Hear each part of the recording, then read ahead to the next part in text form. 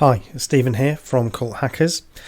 So this is a bonus episode that's coming up, and it's really a part two of the conversation that I had with Spencer Watson. We did that podcast about magical thinking a few weeks ago, probably about a month ago. And afterwards, Spencer said, he contacted me and said, there's a few more things that he wanted to say, or he'd been thinking about it, and a few more things he wanted to explore. So I was more than happy to do that. So this is actually his recording. We did it on his podcast, and he was kind enough to let me have the audio. So we'll play that in a moment. I just want to say Happy New Year from me and Celine. I hope everything went well. I hope you had a nice time over the holidays. Some of you might not have had a nice time because it can be a difficult one. So, I think we can understand and empathise with that if that's the case for you. Over the holiday period, sometimes it's hard to catch up or keep up to date with the podcast. So last week we talked to Jan Frode Nielsen, who is a Norwegian activist. He has been involved in a recent court case involving Jehovah's Witnesses. So it's a really interesting interview. I recommend that you pick that up if you haven't already. And the week before, we had our Patreon takeover. So some of our patrons were involved in a bit of a group discussion around friendship and making friends after leaving a high control or cultic group. And I really enjoyed the discussion. I think everybody else did too. So again, if you've not heard that, then catch up with it. And that's pretty much it, really. So I bring you the bonus episode. This is the continuation of Spencer and my conversation about magical thinking. So here we go.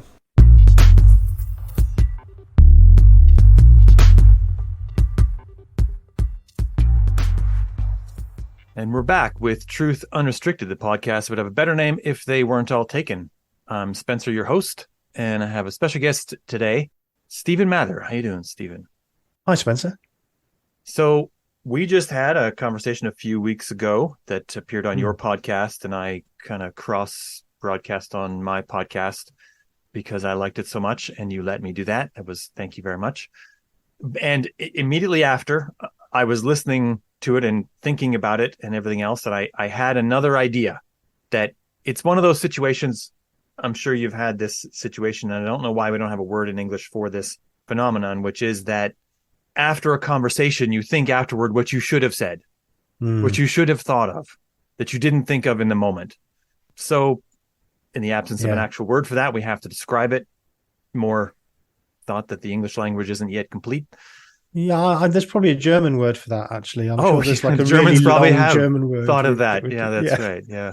Schadenfreude and all these words that we didn't think they're just somehow brilliant. They just tag a load of words together and make them into a big one. And a new word that's four words that all slur together. Yeah, exactly. Like Weltanschauung. Yeah. Weltanschauung, yeah, exactly. Yeah. That's one of my favorites. I really enjoyed that conversation too. So thank you for doing it. So the chance to continue it, of course, I was going to jump at that. Oh, all right.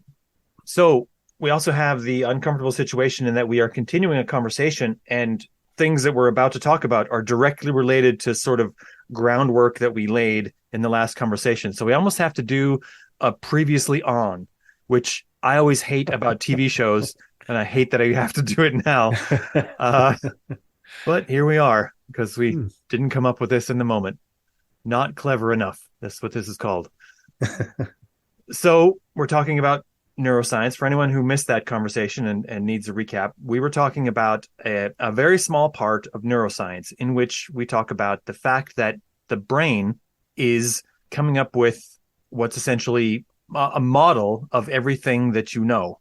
Everything that you can think of, everything that you can imagine is from a great database inside your own mind of a model of how everything works and how everything fits together. And this is how your mind really works in the shadowy background. Even the things that you're looking at right now are actually just a model of those things that is interpreted through first the lens of your eyes and then through a cerebral cortex that arranges everything, and it puts it together with the sound, because in actuality, the sound and the view aren't perfectly aligned, but your brain does that for you so that the thing you call yourself that experiences things can see that there's no mismatch there. And your brain is in very small ways lying to you and telling you some scrubbed version of reality in every real moment. And this is all part of the model that's in your mind. It's very fascinating to read about. I love it. But it leads to a lot of understanding about other things that your mind is doing. And that's why I like to read about it. And I like to talk about it. And I like to relate it to things that are going on, because I think that if people understood more about what their brain was doing, it's a lot like driving a car. If you understand more about how your engine works, then while you're driving your car, you might have a better idea of when it needs to go to the mechanic, when it just needs the tires rotated, for example, all sorts of other little things that you might be able to really do to improve your life and yourself and your decisions by understanding how your brain is really doing this. So in this idea that there's a model of things, that is already just a metaphor that we use to apply language to this problem. We have tangible items in our world. I'm sitting at a desk, I'm sitting on a chair, I'm sitting inside a room. When I describe these things to us on the podcast and you're listening, you're picturing something that looks like a desk, something that looks like a chair, something that looks like a room, and you can kind of see in your own mind something about where I'm in, because these are tangible objects. But as soon as I talk about intangible things, this is where it becomes more problematic. So we have, if I'm going to talk about trust, if I'm going to talk about courage, if I'm going to talk about any of the emotions that we feel, these things are intangible, and it's more difficult for you to visualize them because there isn't a tangible analog that you can point to and say, that's what courage looks like. We only have sort of examples of some people doing these things. And, we can point to courageous things that people have done in history and say, well, that's what courage looks like. And then there's another person who did a completely different thing in history. That's also what courage looks like. And immediately you get this muddled view of courage, like, oh, it's all kinds of things, I guess. And that's the problem with language, and the problem with trying to communicate, is that we don't really know what anyone else is picturing when we talk about intangible things.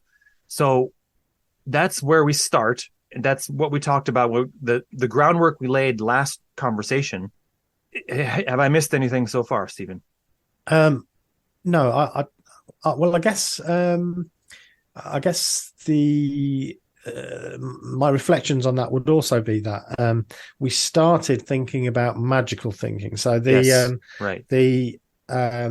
basis for our discussion was this term magical thinking that it's a lovely sort of poetic way of describing something, I think, magical thinking. And actually, when you get into what that means, it seems that actually we all do it. So I was thinking about magical thinking as being, belief in superstitions and belief in all sorts of belief systems that there's no evidence for. But actually, we all engage in some forms of magical thinking. We talked about watching a sports match and getting excited and geeing on the players when you're watching it on TV, maybe recorded from 12 hours ago, and obviously there's no relationship there, but we still feel somehow that our efforts might have some impact upon it. So we all engage in it to a degree.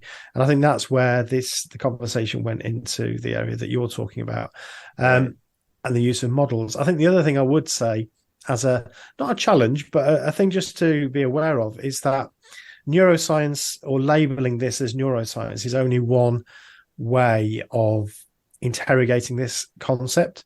So Definitely. Actually, I'm trained in psychology, so psychologists have quite a lot to say about this, but so do philosophers, even historians, and to some degree, it depends what level you want to talk about this at. So, sure, neuroscience, okay, but once we start getting into the mechanical functions of the brain, such as firing neurons, then it starts to lose its relevance. It doesn't actually tell us very much about the concept. So yeah, it's a very tricky one. And you're also using language in order to describe something that's happening in our thinking, Yeah. both of which are the subject of the actual discussion. So it's, doubly, it's a really tangled knot that we're trying to unpick, I think. Yeah. It gets very meta in a hurry, right? Yeah, it does. Yeah. Yeah. So the concept I sort of cobbled together here that I didn't think of last conversation, that sort of all the pieces clicked together and I thought was really interesting, was that in a lot of situations where we have this magical thinking, where the magical thinking has taken hold in multiple people, let's say, because everyone is able to have magical thinking and imaginary things that only make sense to them themselves. I do a thing in my brain related to the arrangement of letters that I have not been able to describe to anyone. And the few people I've attempted to, they just kind of go blank and they go, it doesn't make any sense to me.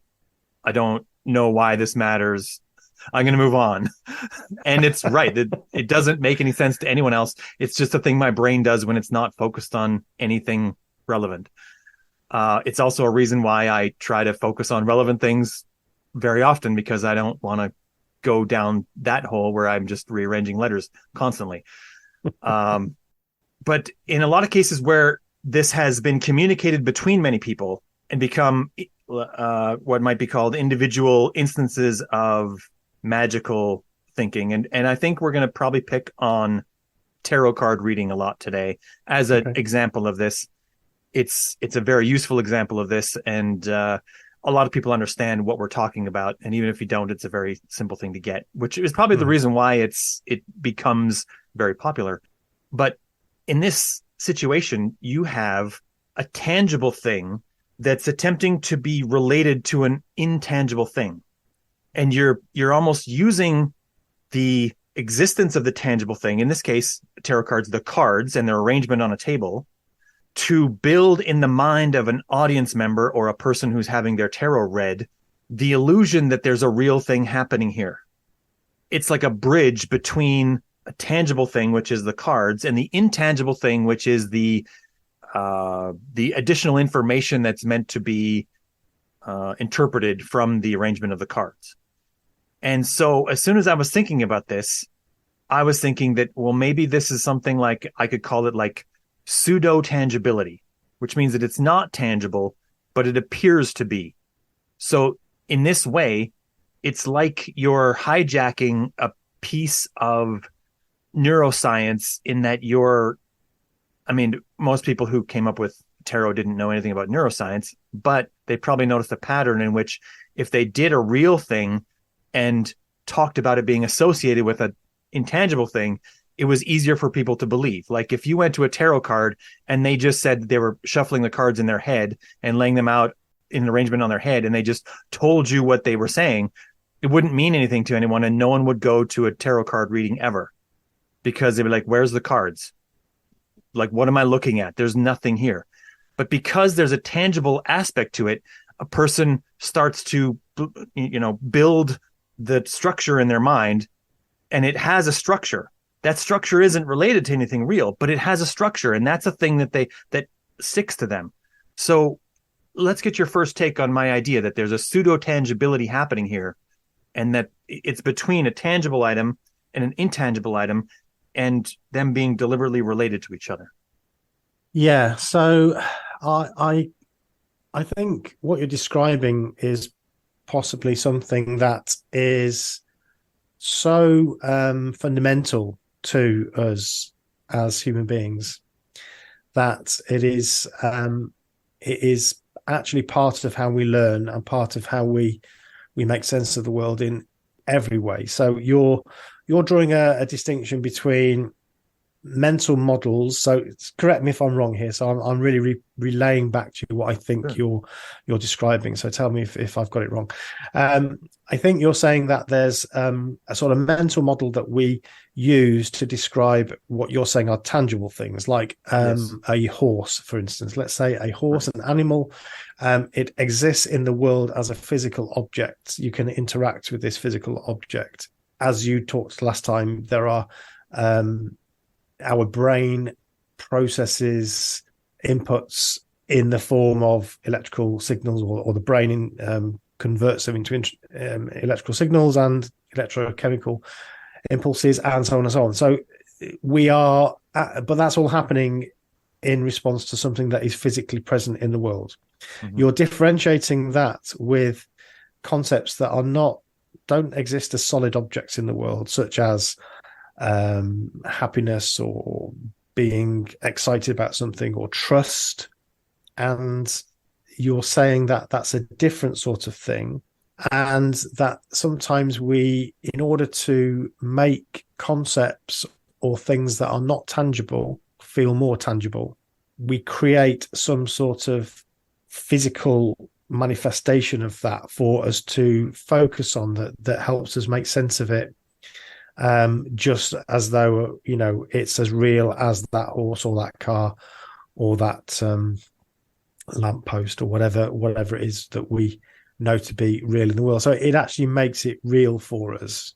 So is that what you're describing? Is that what you're saying? Yes, I think yes, because in the case of tarot cards, the unreal part, the imaginary and magical thinking part, is literally that the person who is arranging everything and doing the tarot reading is going to make some claim that's probably something very close to the idea that there's a fundamental interconnectedness to everything in the universe, and that therefore the randomness of the cards can tell you something about events that are outside the room where the cards are laid, and that there can be some meaning from this randomness, that there isn't randomness.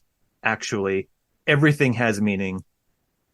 Like if you ask someone how, like a person who's had their tarot read and believes that it works, if you ask them how it works and you really started to drill down on it, that's sort of the conclusion they would have to come to in order to support their own belief of it. Because otherwise the cards, I've seen them, they're beautiful. They have, the artwork is always very well done. If you ask them if it's possible to do it with just an ordinary deck of playing cards, they would tell you probably absolutely not. This doesn't have whatever. And then you might ask why. They're just as random. What do the pictures have to do with it? But somehow, because there's pictures and because someone took the time to make the cards this way and name them this way, this means something.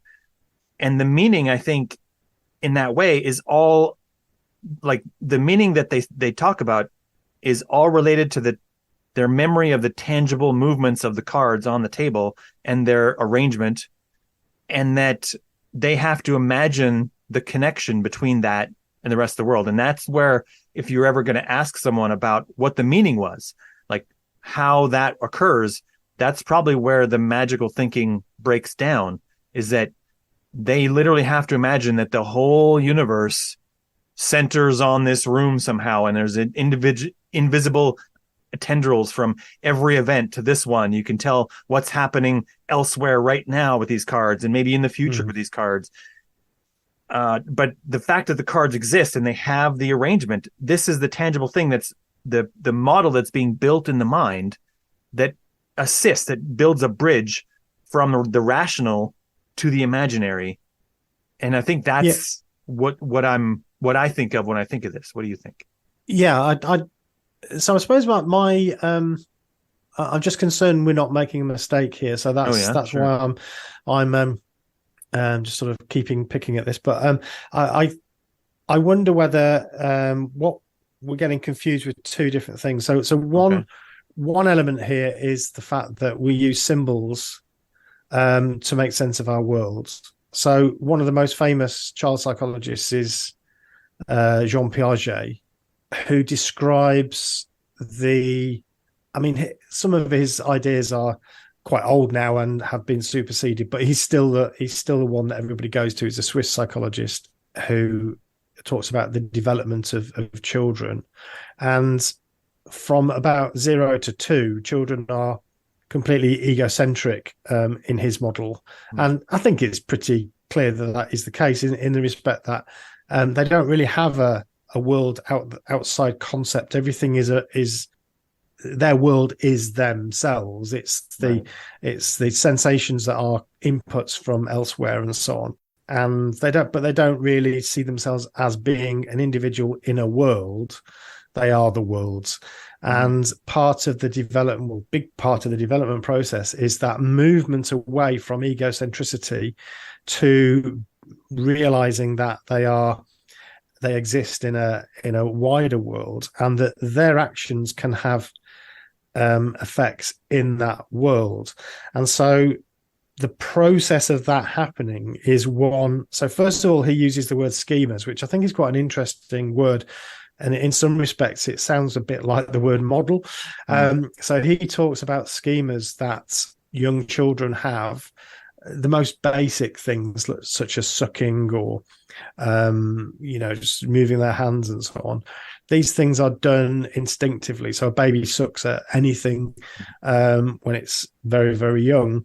And then it starts to it starts to adapt to the world that it's in. It doesn't know it's adapting. It doesn't know that it's preferring to suck at this thing rather than that thing, or that there's some benefit in this thing rather than that thing. But it starts to respond in a way that it takes note of the world and then starts to bring the world to it, if you like. So he calls it assimilation. So this is the idea that the child is assimilating its experiences within itself, and at some point it then starts to adapt to the world. And at that point, it's really starting to understands not quite the right word, but starts to be able to engage in symbolic thought. And that's the beginning of, I suppose, its ability to make sense of the world. And so even at that very, very early stage, so then from sort of 2 to 7 or 8 or 9,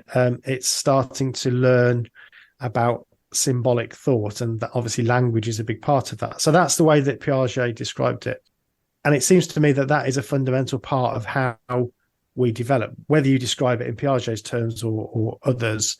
It's this process of trying to make sense of those inputs by accommodating the world outside. And the only way of doing that is to build schemas or models. So, the model of...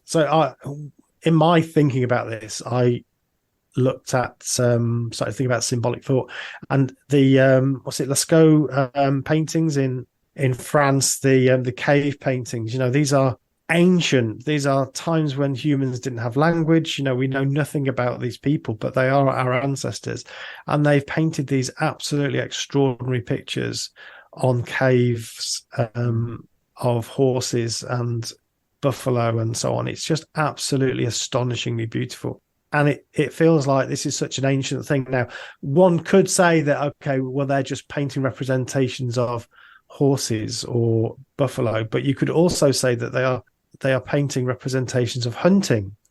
And once you get into words like hunting, that's a much more interesting word. So just to shift gears a moment, I've talked about the idea of constructions and constructing our world. A good example of this is a party. So if we say, I'm going to a party, or I'm going to have a party, or something like that, the word party, it describes something that's happening real in the world. It's a tangible thing. There are people meeting together. But then as soon as you've said that, or once you've said that, you pretty much said as much as you can really say about what that party is going to be like. Does it include people dancing? Is it in a house? Is it does it include alcohol? Does it include lots of people? Is it a family? Is it a wedding party? Is it, are the people? So it actually, you can't say very much about it, but it still does conjure up some sort of image in our head. Right. And that's our attempt to make sense of the world through this symbolic thing that we've decided to make these noises with our mouth that sounds like the word party. Yeah. So as soon as we do that, that's what we think we mean. But as you said, it's hard to differentiate. So all of that, why am I getting into all of that?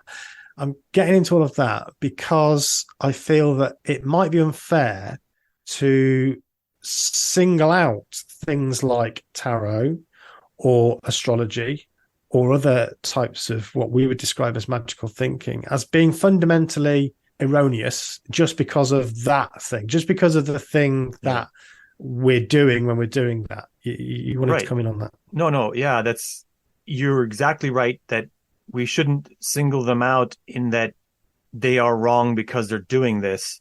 Right. I was coming up with when I was thinking about this before the episode, I was coming up with examples of times where this was used, and I was definitely focused first on the magical thinking aspects. But then it occurred to me rapidly that there's a very more everyday example of this that's completely innocuous and much more general, which is that in every situation where in many of the situations where we are using metaphors themselves, we are attempting to build this bridge, this pseudo-tangible bridge, where we are comparing, and again, not everyone, but in many cases where when we're using metaphors, we are comparing a tangible thing to an intangible thing to represent an intangible thing via a tangible item that we could all see, so that we can communicate to each other what the intangible thing looks like in our minds. And that's once I kind of came to that thought, I thought, well, okay, this isn't the case where we have, for example, misled people or grifters perhaps who are attempting to use things like a tarot to just do a terrible thing. We have them piggybacking onto a general concept that's occurring for all of us. And that this means, quite literally, that we have to pay attention to it because it's just a thing our mind will do. As you pointed out, it's been happening since we first started to make noises.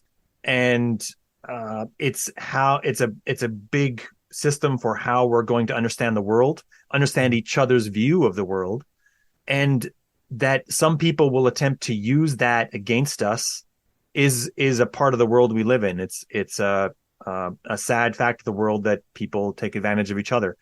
And like I say, this is so common that I should define this. I use this way too much when I listen to my podcast back. I say, what did I mean when I said this?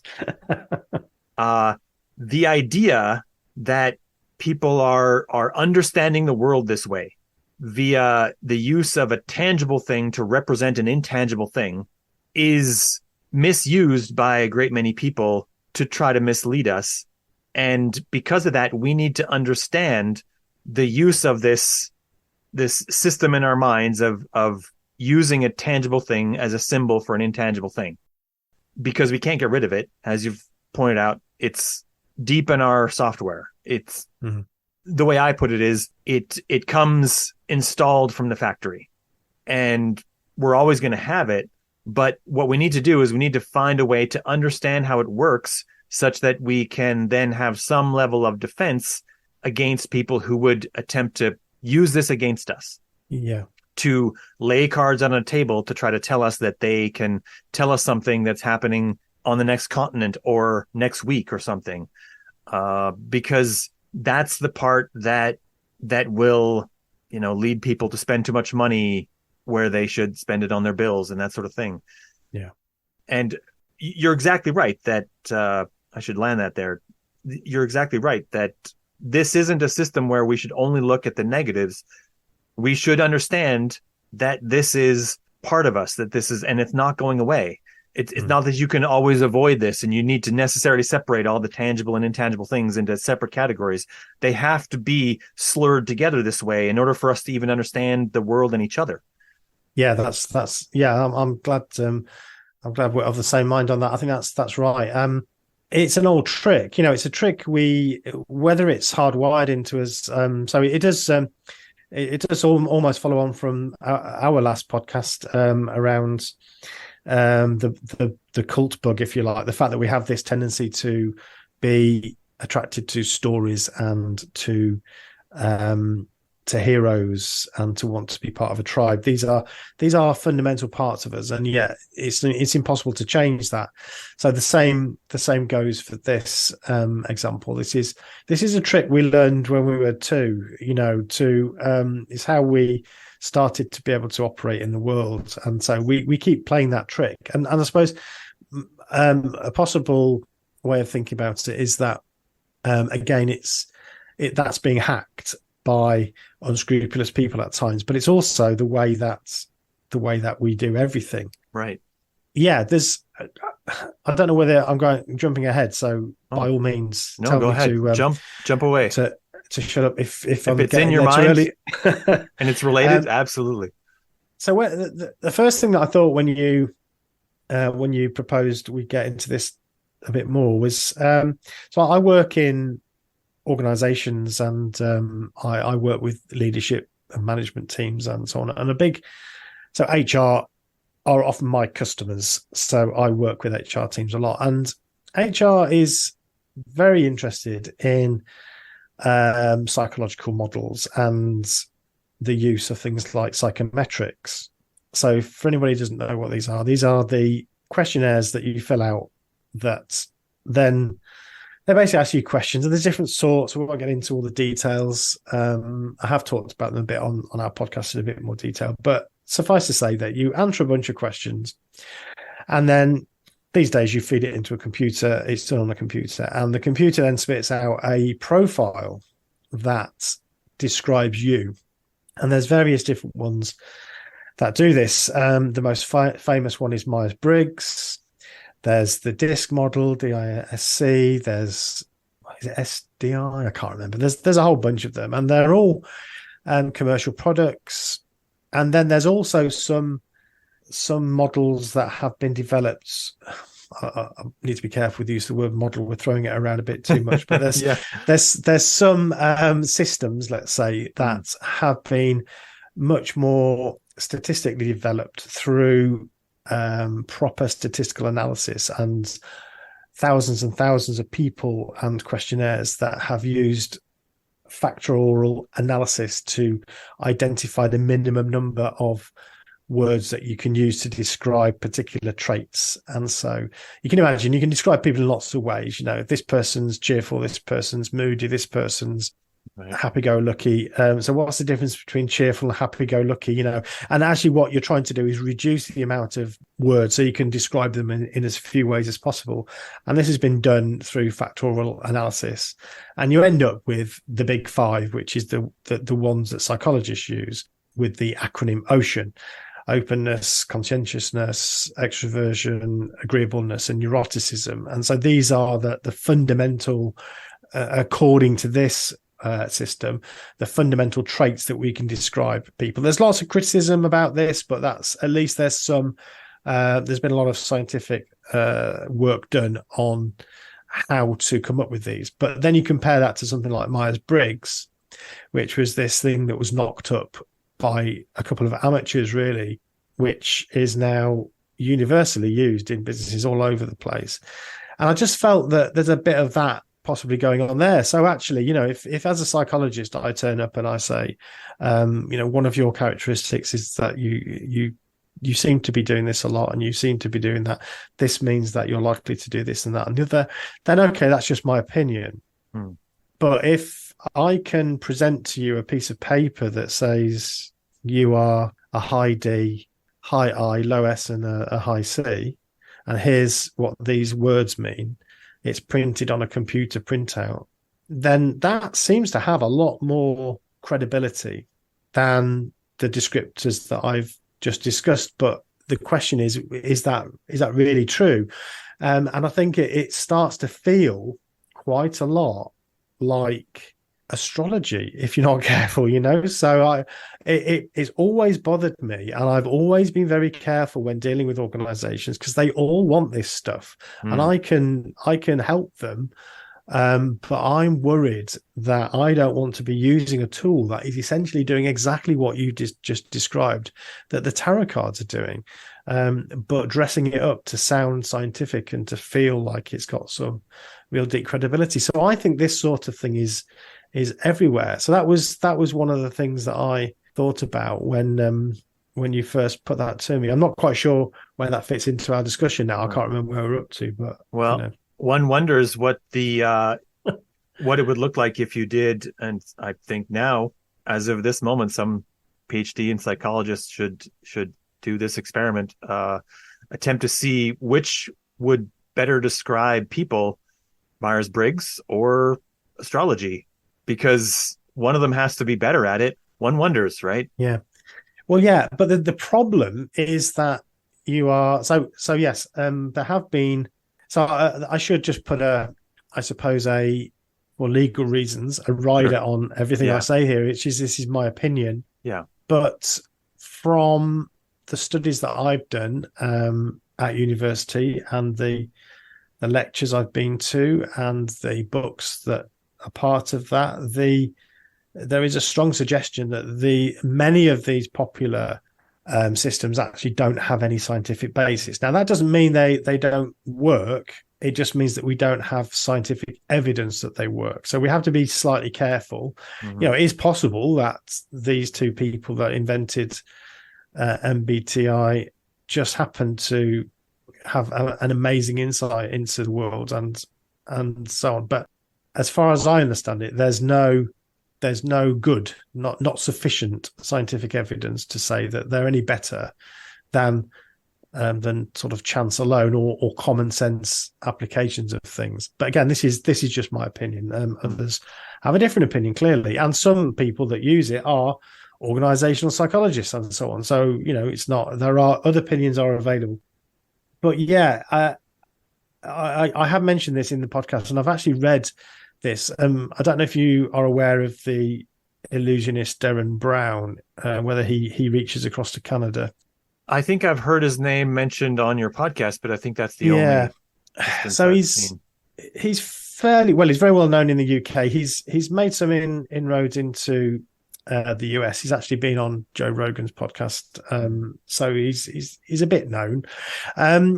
But he's very interesting, and he's written a kind of.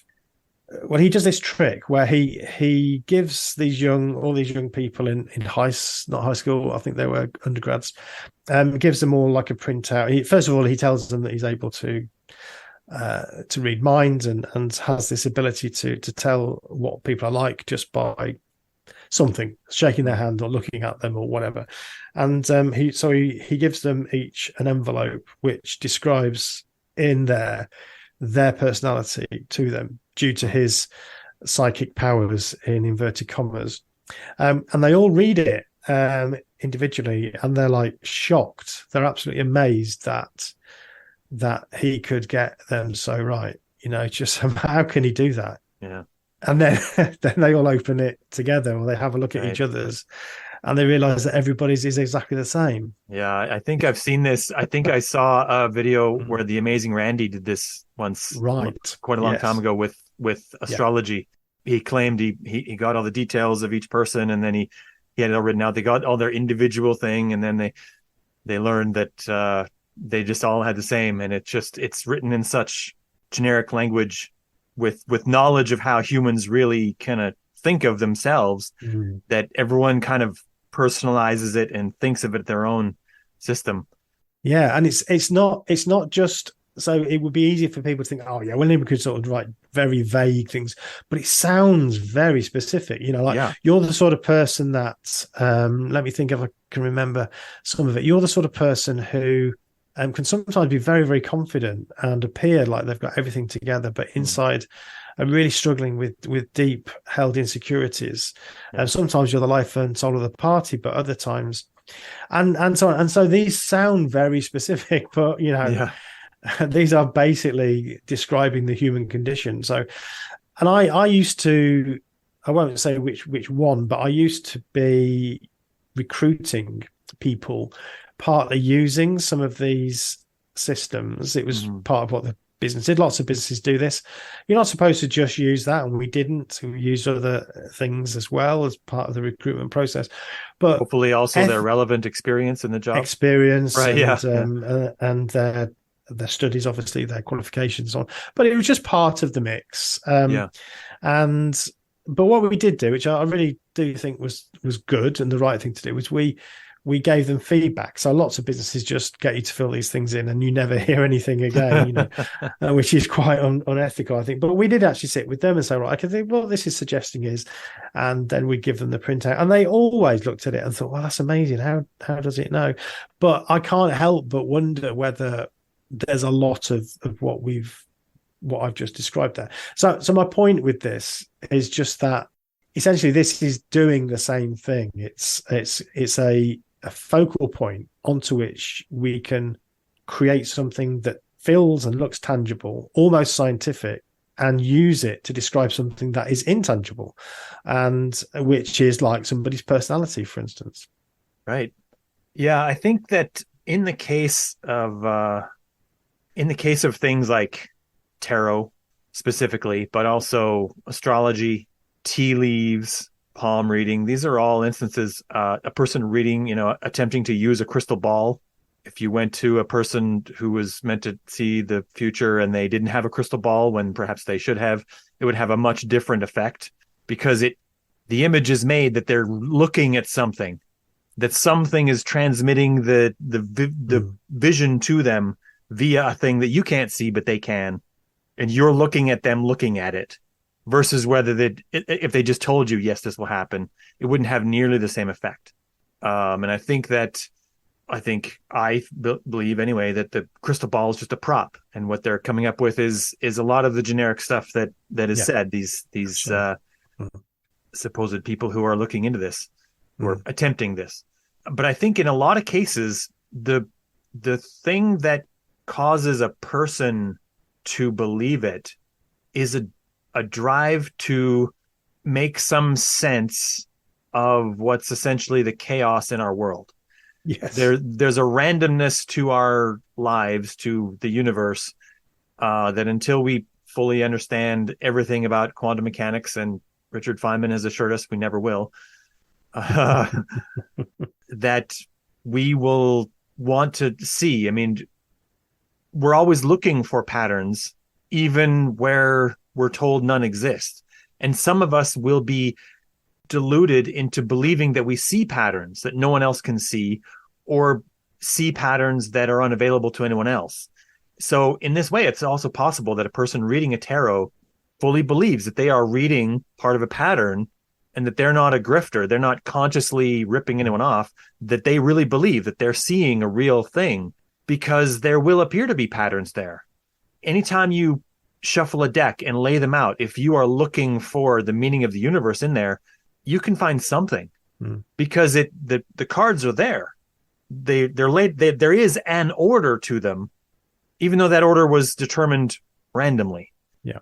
And so it's the drive of the mind to try to find that meaning, to try to look for those patterns, that is essentially being exploited here by people who are attempting to make money selling people tarot readings and tea leaf readings and whatnot.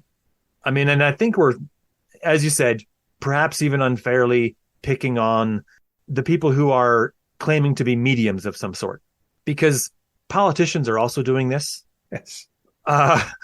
And perhaps they deserve much more of our enmity and grumpiness, if it were. Not that there's anything we can really do about politicians, but maybe just vote one way or the other. But there's a lot of people that are attempting to use these things against us. And the best method of defense is to just understand what's happening, to recognize it when it's happening, to see that the cards are being juxtaposed against the randomness of the universe, and that it's that juxtaposition that's fooling you, right? Yeah. I think that's a good takeaway from this discussion, and from our previous one, really, which is this is something that this is a way of thinking that is part of us, and that we can't change. So we have to be aware, and we have to know the difference between what appears to be a genuine representation of the world in some way that is telling us something useful, and a representation that is not telling us anything useful. So, and I think part of the way I see it, for thousands of years, people have tried to make sense of this chaotic world in which we live, and that's why there's always been divination and let's look for the future in the sheep bones, or in the Bible there's the Urim and the Thummim, which is a very interesting thing that the high priest used to carry, which essentially sounds a lot like sort of rolling some dice, really. But which is interesting because one of the laws was that anybody practicing divination should be stoned to death, and yet it was part of the priests. So that's God trying. That's a way to try and find a way to commune with this universal creator or this God who doesn't actually talk to you, is to try to interpret something that's happening in the real world to help you to understand what the God is trying to tell you. So this is another representation of that. Mm-hmm.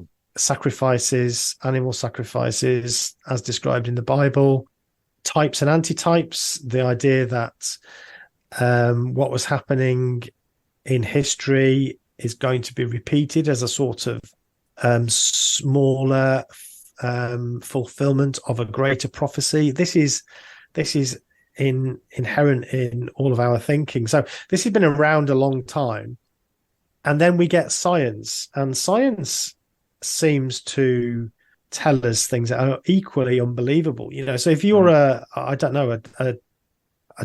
really know when germ theory, my history is failing me here, but when germ theory first became something that was really proven, imagine, I don't know, in the 17th century saying that there are very, very, very, very small creatures that are everywhere. They're everywhere. Yep. These little creatures, they're everywhere. You can't see them, but they're there. It would sound like you're a madman. Yeah. Crazy, wouldn't you? And then if you had like a device that could, if you look in this device, you can actually see these little creatures. And look, this water that I've just got from the pool. Look, this is the pond there. Look, this is what's in there. They would exactly describe it as you and I have described it, as this is ridiculous. This is magical thinking, and you're just tricking me somehow by making it look real, by making me look through this seemingly real device. So but science has managed to provide evidence, and that's the thing that I think I wanted to get across in the first discussion that we had on our podcast, was that the difference between magical thinking and scientific thinking is that we put to one side any kind of, or as much as we possibly can, of these human tendencies to make leaps and generalizations that don't really have any actual correlations in the world or relationships in the world. And we use evidence like statistics or an experiment that we have designed to be able to demonstrate a very tightly framed hypothesis. And then on the basis of that, we can make some predictions about the next thing and so on.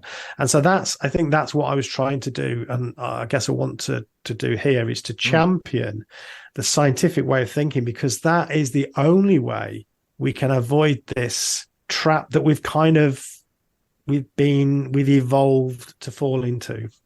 Yeah. We're not doing science by our nature. Correct. We had to consciously develop it. It was never intuitive. Intuition was never doing science on its own. It was never helping us do science.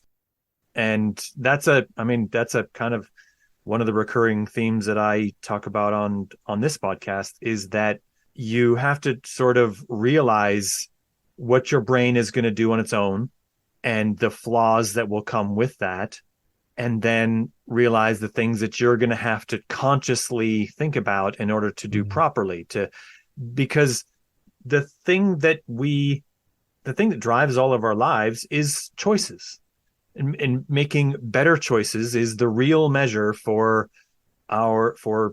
what we do with our lives. Being born, as you and I have been in a country that has everything brought to us, we're going to do okay just doing whatever. So the real measure there is how much we could do with what we have. What decisions could we make that could be better decisions for not just us, but for everyone else? And I think that we can make a case for the fact that tarot readings and astrology don't have the predictive power to allow us to use them to make proper choices. They could easily be fun, and I'm not going to try to take anyone's fun away, because there's enough fun ripped from the world already. But if you're attempting to use them to decide which husband to take or to which stock to purchase or whatever, that's going to inevitably lead to worse conclusions than using the more tangible, real, reliable things that come from science and technology. And so that's, although there's a lot of, probably stocks was a bad marker because no one knows what stocks to pick except for Warren Buffett. He's not telling anyone. So. Yeah, already undermining my own case here, but well, yeah, I mean, economics is a good choices are it. Choices are everything we have. Yeah, absolutely. Yeah. I was just going to say, economics is another question about, does that really tell us all that much about the world? But you can say that about psychology too. These are very new sciences, and that's part of the difficulty, I think. We're only just starting to scratch the surface of the way that we think and make sense of the world. So it's only been around a few 100 years at most, really. So it's very difficult to know how much we really do know, I think. But yeah, I agree, and I think that's a really important takeaway. It's that, and I think that's a respectful thing as well. It's something that I'm trying to work on and have become more concerned about over time. And again, I think I mentioned this in Celine and my last podcast, which was that it's easy to become very dismissive of other people and to have your own tribe and want to separate yourself from people with these crazy ideas. But the way I see it is that they are just, again, we are trying to make sense of a complicated and complex world.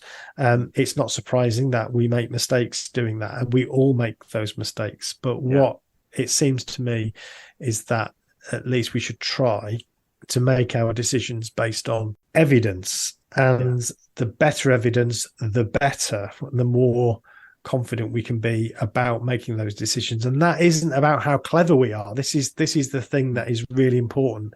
And sometimes scientists and science gets a bad rap about this, because sometimes scientists can come across a little bit arrogant, but good scientists realize that, it's not about how clever they are.